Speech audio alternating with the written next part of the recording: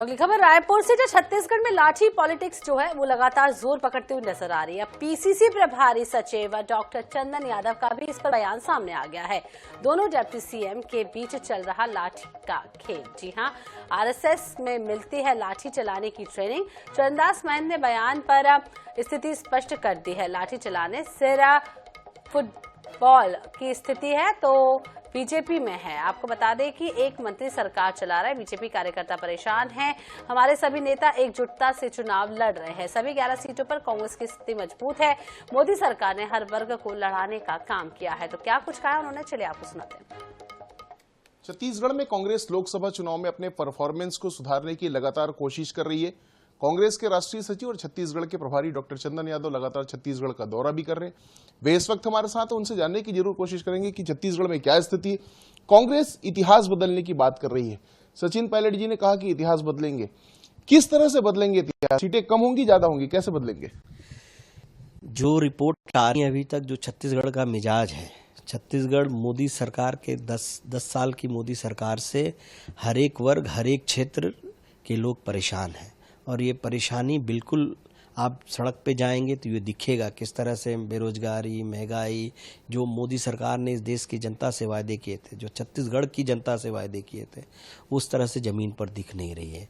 और लोकतंत्र पर जिस तरह से खतरा मंडरा रहा है, जिस तरह से ये लोकतंत्र को अपने सरकारी संस्थाओं का दुरुपयोग करके, नेताओं को डराकर, नेताओं, विरोधी दल के नेताओं को जेल में डालकर, सीबीआई, ईडी का मिसयूज कर ये जो खेल खेला जा रहा है, और उन्होंने एक जो वॉशिंग मशीन बनाया है जिससे ये पूरा धुलने का काम हो रहा है।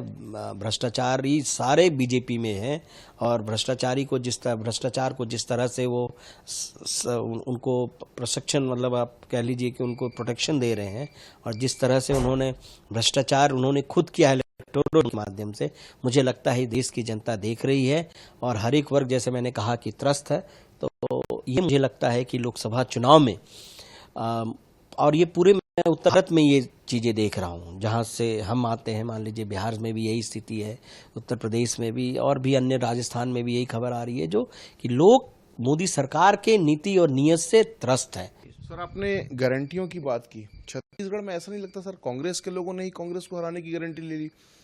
कई नेता लगातार पार्टी छोड़कर जा रहे हैं। इस तरह से महंत जी का बयान आया, उसके बाद में बीजेपी एग्रेसिव है। हर नेता कह रहे हैं, मुख्यमंत्री से लेकर कार्यकर्ता तक, मुझे पहले लाठी मार। तो सर, इस पर कैसे रोक लगाएंगे? नहीं, हमारे पार्टी भी सब एक साथ एकजुट होकर के लड़ रहे हैं। कहीं कोई ऐसा आपको तरीका नहीं देगा। मुझे लगता है महंत जी खुद भी बघेल साहब के नॉमिनेशन में गए थे, हमारे प्रदेश अध्यक्ष सब जगह। तो हमारे सभी नेता एक साथ मिलजुल करके कार्यकर्ता रह रहे हैं।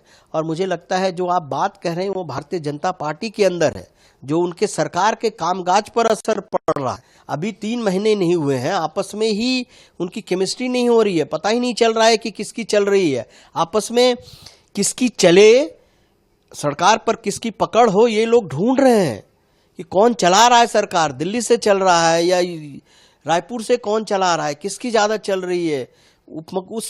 फलाने मुख्यमंत्री की ज्यादा चल रही है, मुख्यमंत्री का तो कुछ काम ही नहीं है, कोई नया एक मंत्री काम चला रहा है, वो आगे। तो ये सरकार के अंदर, उनके अंदर बहुत सिर फुटबॉल है। आप लोग क्या असेसमेंट पर कर पाए? कौन चला रहा है, कौन चला रहा है सरकार? आप लोग क्या देख पाए? ये आप लोग ज्यादा बताएंगे। हम खुद ही सब बीजेपी के कार्यकर्ता परेशान है। उनसे पूछ लो तो उनको पता ही नहीं चल रहा है कि किसकी चल रही है, कौन चला रहा है। सब उनका अंदर का आपस में इतना सिर फुटबॉल है, आपस में वो इतनी लाठी खेल रहे हैं।